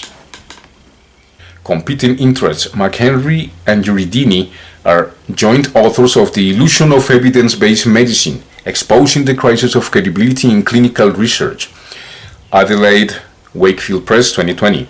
Both authors have been remunerated by Los Angeles law firm Baum, B-A-U-M, Headland, Aristi, and Goldman for a fraction of the work they have done in analyzing and critiquing GlaxoSmithKline's paroxetine or Proxetine, study 329, and Forest Laboratories citalopram study CIT-MD/18. They have no other competing interests to declare. So just this page tells us about a lot of stuff. In other words, the capital, the brute capital, is so brute that it doesn't care for individuals, for evolution, or for the development of communities, as is their responsibilities as doctors, which swear to no harm, the hypocrite, which includes many other clauses, to cause no harm. Regulators receive funding from industry and use industry funding and perform trials to approve drugs without, in most cases, seeing the raw data. What confidence do we have in a system in which drug companies are permitted to mark their own homework? So, ironically, industry-sponsored KOLs appear to enjoy many of the advantages of academic freedom, supported as they are by the universities, the industries, and journal editors for expressing their views, even when those views are incongruent with the real evidence. While universities fail to correct misrepresentations of the science from such collaborations, critics of industry face rejection from journals, legal threats, and the potential destruction of their careers. It's the same as in the media. You cannot say anything against Bill Gates, you get attacked. Google, YouTube, all these corporations in media attack you, even if you provide information like this. So what I'm trying to say here, I want to convey, friends of the World's Whale Project, as part of React Today, it's part of the World's Whale Project, is that if we don't understand that these guys are playing with us, that the vaccines were never effective 100%, that the fact that they rejected the Cuban vaccine, which was very effective, the Russian vaccine, which was very effective, before they have developed AstraZeneca and Pfizer, and the management of the pandemic in the United States with more than 1 million deaths, and around the world with more than 7 million, proves that the interest of the pharmaceuticals as well as the corporation is not to think of you. It's not to think of me. It's not to think of your children or your future. They just want immediate profit. And the point is, they have a new vaccine coming because smallpox, for some reason, is being developed and synthesized, according to Dr. Campbell, and the document, also documents by BMG, explaining that book that we just mentioned, and other articles, more recent articles, that they don't really care if the smallpox or the monkeypox have some kind of formula from the past that can be used today. They want to synthesize it in order to invent and develop a new vaccine created in laboratory. This is my opinion, makes me think that the COVID-19 was totally planned, especially if you follow Bill Gates from the 2000s to today. In 2015, his famous report, there's going to be vaccines because there's pandemics coming. Oh my God, I remember that there was something about it that they said how to control media, how to control this and that, an exercise on pandemia. And by the end of the year, the pandemia happened. The next year, it became endemic, and the next year, in 2020, it became pandemia. So, the World Economic Forum and United Nations and all these countries are doing the wrong thing. Now, for us veterans, I mean, the old guard, as they try to call us, we know better. And we, for example, in my case, I adapt to the circumstance of Ralph Nader on a speech here in Canada universities in order to make us understand what is important regarding the corporations. He has been a protector for the consumers' rights for many years, and he's no ignorant about what corporations are. The new generation, and what are we going to do about it?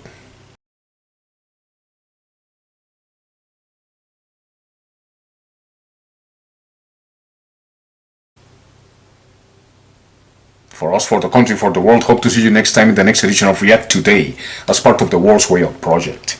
Au revoir. Bye bye. Hasta pronto.